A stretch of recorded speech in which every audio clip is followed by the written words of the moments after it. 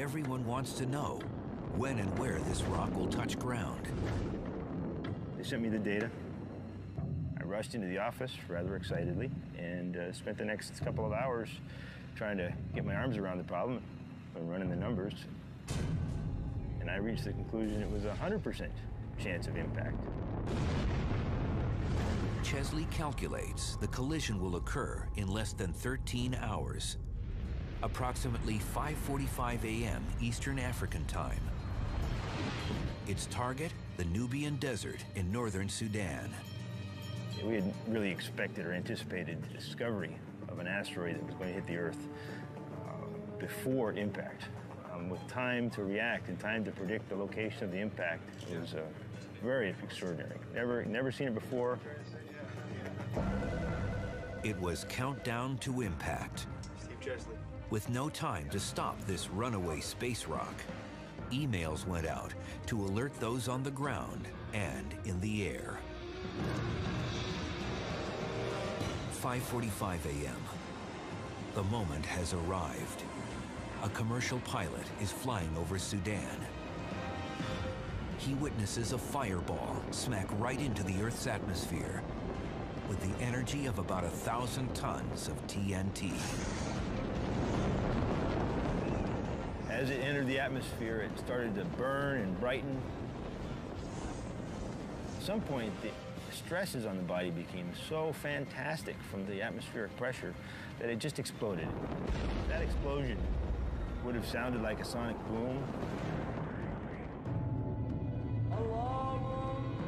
On the ground, 23 miles below, Sudanese people returning from morning prayers hear the frightening sonic roar. Witnesses see a brilliant fireball, followed by mysterious flashes of light streak across the sky. Scientists had hoped the asteroid wasn't heavy enough to completely penetrate through the Earth's atmosphere and wreak havoc on the ground. Satellites track the fiery explosion, but there is little indication that any fragments survive. So there is a possibility that people could be frightened by such an event, but the risk of injury is really very low from something so small. And Steve was correct. There were no reports of injuries or damage due to falling debris in the remote region.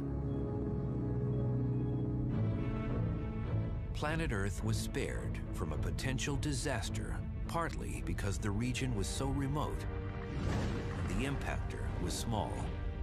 But the story doesn't end here. December 2008. Astronomer Peter Yenniskis organizes a search and recovery team from the University of Khartoum in Sudan. He's determined to find the unlikely. Meteorites, the surviving fragments of the asteroid named 2008 TC3. We had a busload with students who were all eager to go and search. We drove 29 kilometers into the desert to go through the area close to the explosion to look for the smaller pieces that might have survived. The meteorite hunter's only guide is a map of the Nubian Desert with the projected approach path of the asteroid. They basically used my trajectory and the ground track that I had laid out on the desert floor as a guide for their search. Lined up everybody about 20, 30 yards apart, and then started walking down the desert in line, searching for things that were black.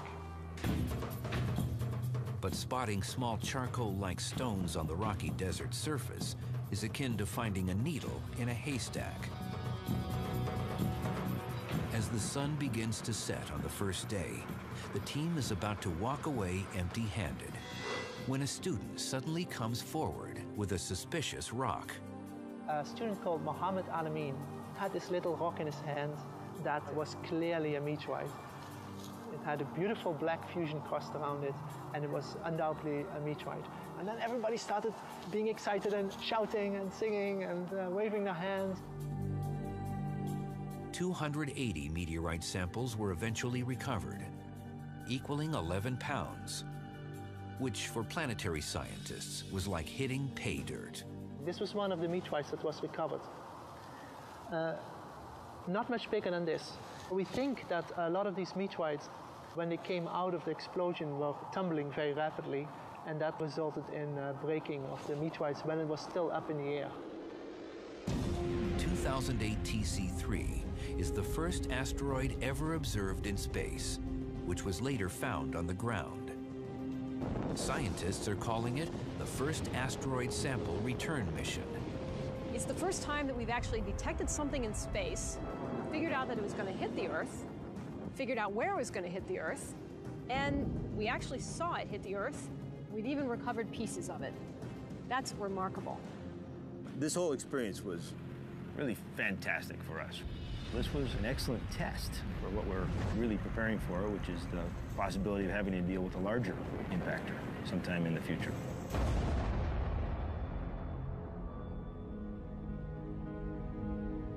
Planet Earth may not be so lucky the next time. Scientists now suspect 2008 TC3 came from a piece of a much larger rock from the asteroid belt, a region between Jupiter and Mars where asteroids and comets take up residence. In this crowded galactic neighborhood, these fossil relics from the formation of the solar system occasionally collide with each other and explode into smaller pieces. It's these fragments that can migrate towards Earth. A bullet can provide a pretty good stand-in for one asteroid striking another in terms of its impact speed. Asteroids in the main asteroid belt will run into each other at speeds of over 11,000 miles per hour. Now, a bullet traveling out of a rifle can be a good analogy for that because they will leave a rifle barrel at speeds, maybe a fifth that. So it doesn't just fragment. It literally blows itself to pieces. Okay, we'll head downrange and actually set up our little artificial asteroids at a safe enough distance to shoot. Since real asteroids are hard to come by, we're going to use a couple of stand-ins today.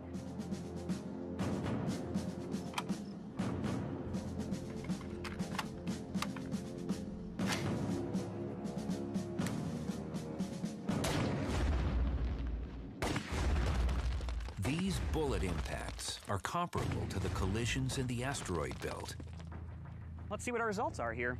This is actually rather typical of the results of an asteroid impact, where you tend to have a few large pieces of debris, several medium-sized pieces, but nature is very good at making lots and lots of little debris. These little kilometer-sized fragments are what we actually see today as the near-Earth asteroids, these fragments which have worked their way in from the main asteroid belt, approaching the inner solar system, passing near our planet, sometimes impacting our planet. These near-Earth objects, or NEOs, have transformed our near-space environment into a danger zone. The speeds with which objects are running around in the inner solar system is it's much akin to actually a bunch of cars driving crazily down a highway. The vehicles themselves are traveling at high speeds. When they cross lanes without looking and perhaps running into each other, they are hitting at equally high speeds. And that's kind of like objects moving on their own independent orbits around the sun. Every few hundred years, Earth gets hit with rocks the size of a football field that can destroy entire cities. But every 500,000 years, we get struck with boulders the size of mountains that could ignite global disasters.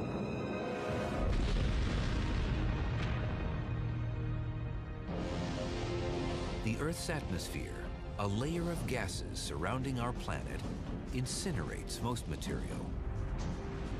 But occasionally, larger, heavier objects slip through. As soon as they enter the Earth's atmosphere, they get slowed down, decelerated by the atmosphere, and they lose pretty much all of the velocity with which they entered. And during that time is when you see the fireball event. But once they lose that velocity that they came in with, they essentially just fall pretty much at terminal velocity onto the Earth's surface.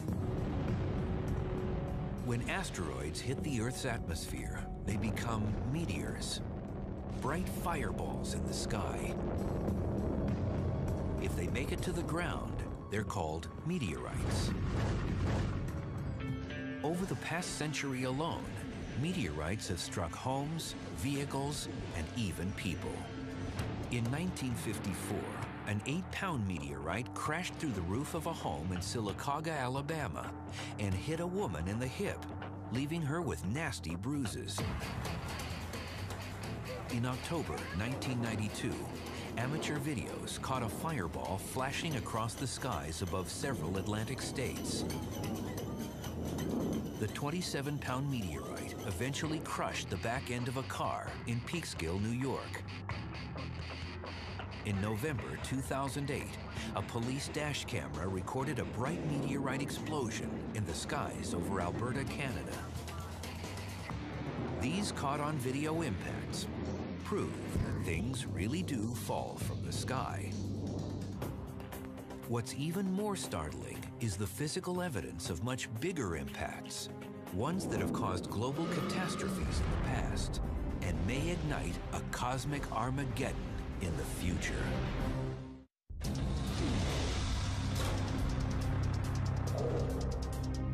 Earth was not always an ideal address for human beings.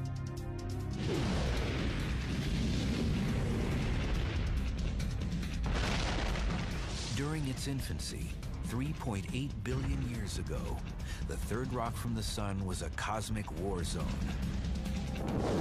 During this brief period, called the Late Heavy Bombardment, billions of leftover debris from the formation of the solar system pummeled our planet at rates up to 20,000 times higher than today.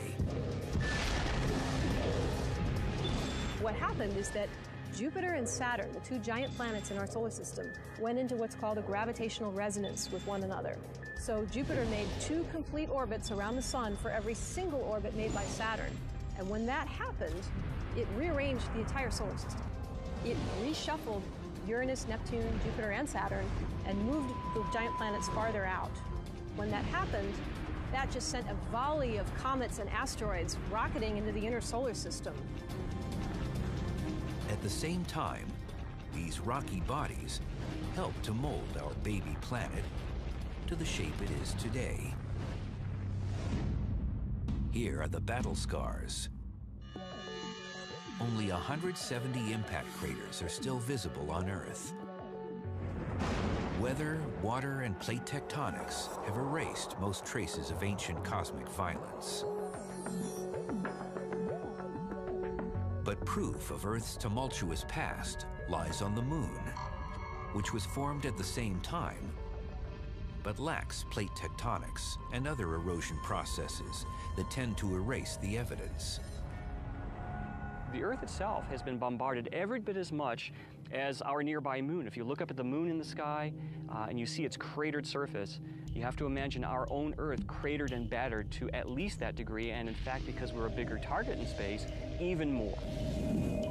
By counting craters on the moon, scientists can learn about the number of impacts on the nearby Earth, past and present. Scientists can learn about the sizes and compositions of asteroids that impact the Earth by studying the characteristics of the craters that they create. So we're going to try and demonstrate that today by tossing some weights into the sand on the beach here, and we're going to see if we can come up with a relationship between the size of the weight and the size of the crater that it creates.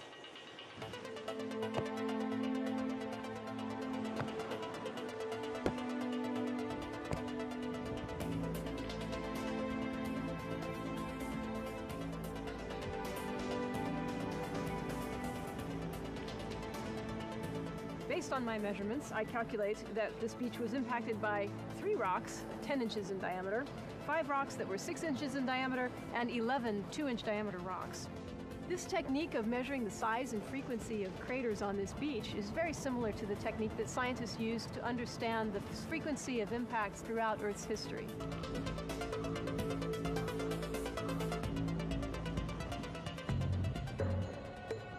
Today, the best preserved impact craters exist in dry desert regions around the world. Meteor Crater, located near Winslow, Arizona, is one of the lasting reminders of the destruction caused by objects from space. And scientists are just cracking the surface of understanding the repercussions of these ferocious events. Okay, lights.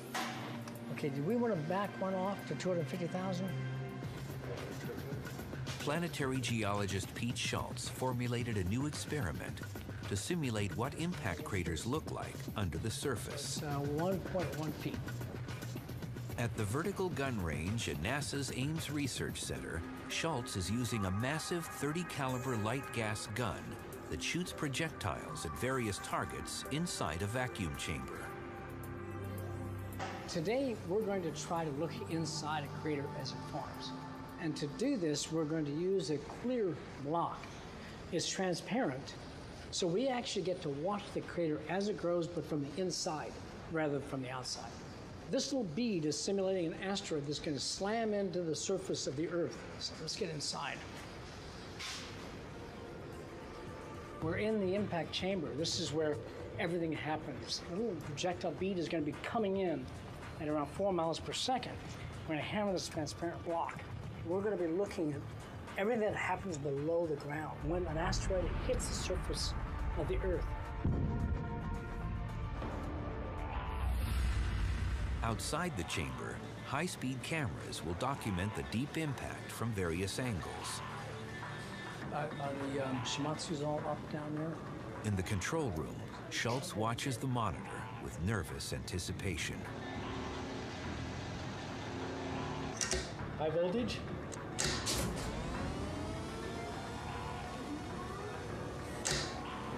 The vertical gun launches the glass bead projectile into the acrylic block.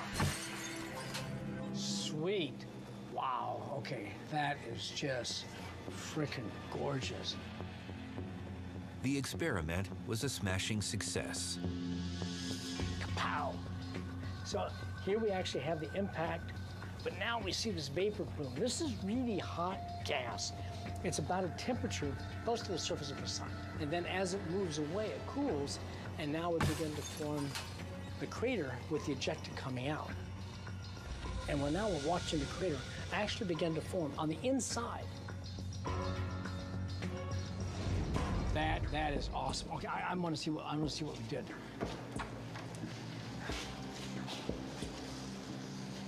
Oh man, did we bust this up. Now we can look to see how these cracks develop through time. So if this were a big impact, these cracks would grow where the entire crater could then collapse inward and fail. Impact experiments at the Vertical Gun Range shed light on the large-scale destruction caused by asteroids that have fallen from space. When we see an impact, it's not just the cracks and cracking. You will also see the vapor plume expanding. That affects life. That affects survival. If this impact occurred on Earth and was large in scale, it would simply fry the atmosphere. It would send debris out, and as it hits the Earth, again, it would cause more devastation. Scientists have discovered that impacts from space have affected the evolution of life on Earth. We know that, in fact, the flux of meteorites hitting the Earth was much higher in the past than it is today. And in fact, there have been known instances, for example, the large impact event 65 million years ago at the Cretaceous-Tertiary boundary.